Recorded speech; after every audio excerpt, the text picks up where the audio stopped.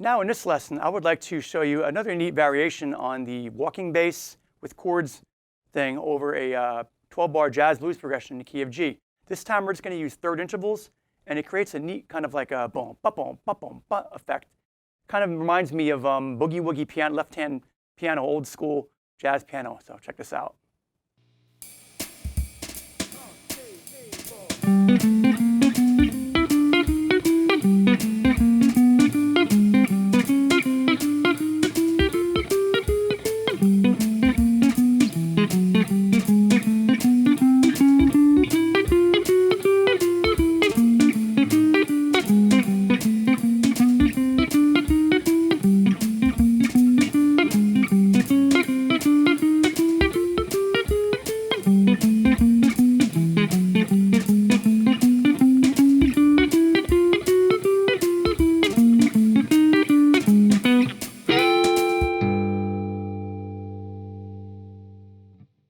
So what we're doing is taking this walk-up bass line, and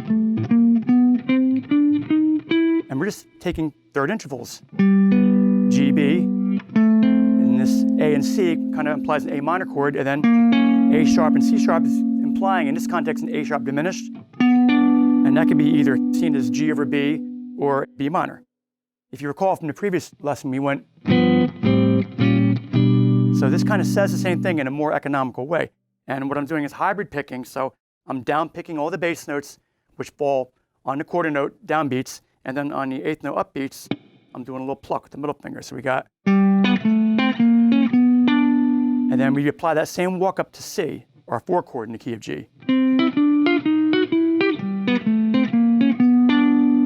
One thing you notice, you get a little bit of a squeak from moving your hand up and down the neck. Well, you can try to minimize that by, as soon as you pluck the second note of each pair, like kind of get off it, loosen your grip on the strings so you don't drag them along the strings. So we have.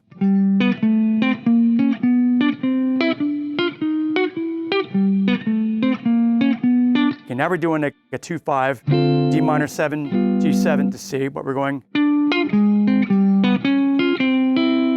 So we have this quarter note walking bass in there, and you got these nice little hiccups, which are played in that swing rhythm, da da da da da da da da. So it really gives it a nice swing feel. And we're walking up from C. Now we're going to walk up from F. See how we ascended? And we're going back to G. Now walking off of the 6th chord, E7 in the key of G. And then A minor 7. And then 5 chord D.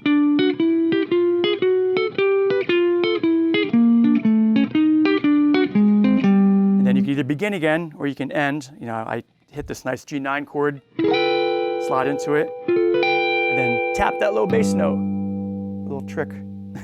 But so the basic chord progression is you're just playing G7 for 4 bars, C7 for 4 bars, G7 for 4 bars, D minor 7, G7, C7 for 4 bars, F7, sorry, for 4 beats. G7, E7, A minor 7, D7, and then 1, 6, 2, 5. I think in this case I went to A7, a dominant. Is that nice?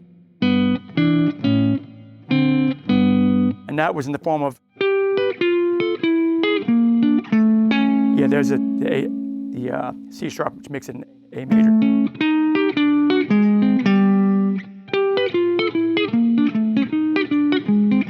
And it sounds, once you get this under your fingers, try playing a little faster. It has a nice groove to it.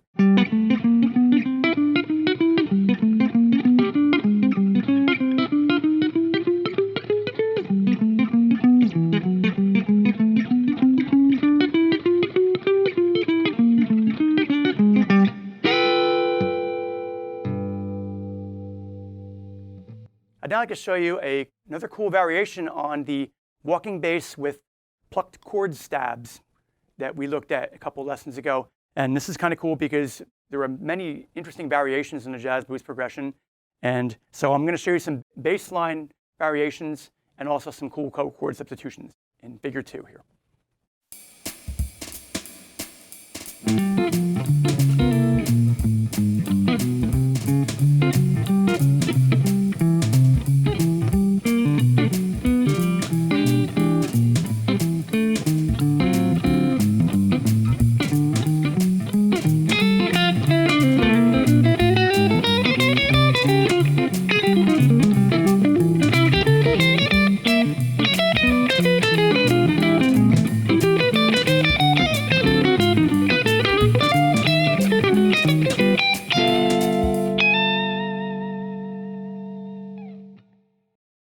So we're using a lot of open string pull-offs with these bass notes.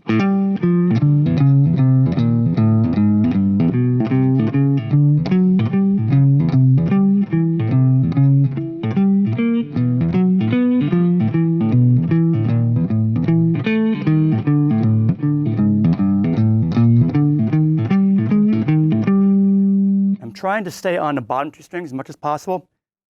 So those are all picked with downstrokes, and then I'm using these three fingers to pluck the chords. So really slow at the beginning. We have a hammer on from the open A string, and then we kind of pluck that G9 chord. So we got G9, and then D flat 7, D flat 13 actually going to C13. That's probably the trickiest move.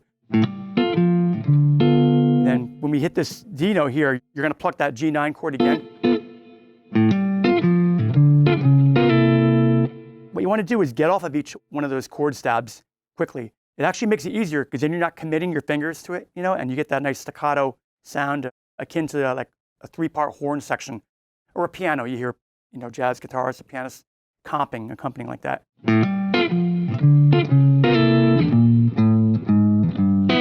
Yeah, it's a G13. There's little staccato dots. It means get off it real quick. Okay, so the reason I went,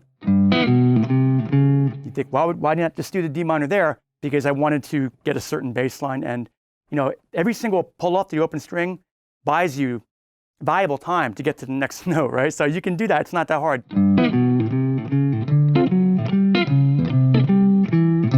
C13. It's an interesting bass line. It's bars 5 and 6. And then bar 7, we have B minor 7 going to E7 sharp 9.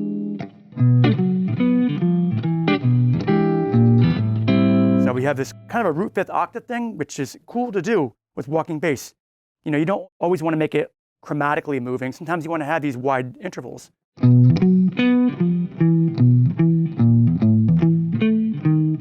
That sounds cool to get a more angular bass line. So in bar 7, same thing off A minor, 7. And here's the slick turnaround.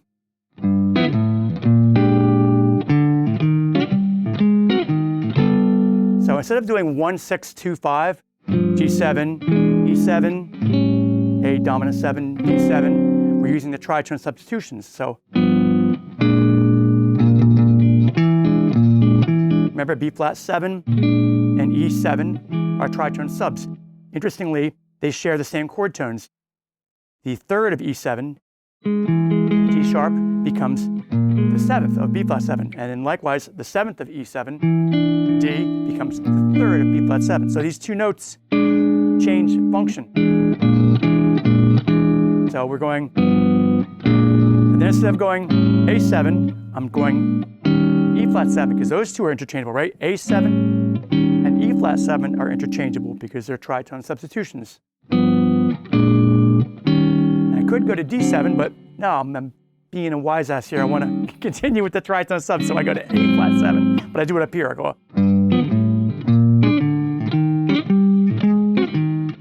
So the actual progression is going G7, B flat 7, E flat 7, A flat 7. These are things that were kind of pioneered in the 50s bebop era by jazz, piano players, guitar players, bass players, and rhythm sections, just to kind of try to push the boundaries harmonically and make things sound a little more hip and outside. So, instead of going, we're going.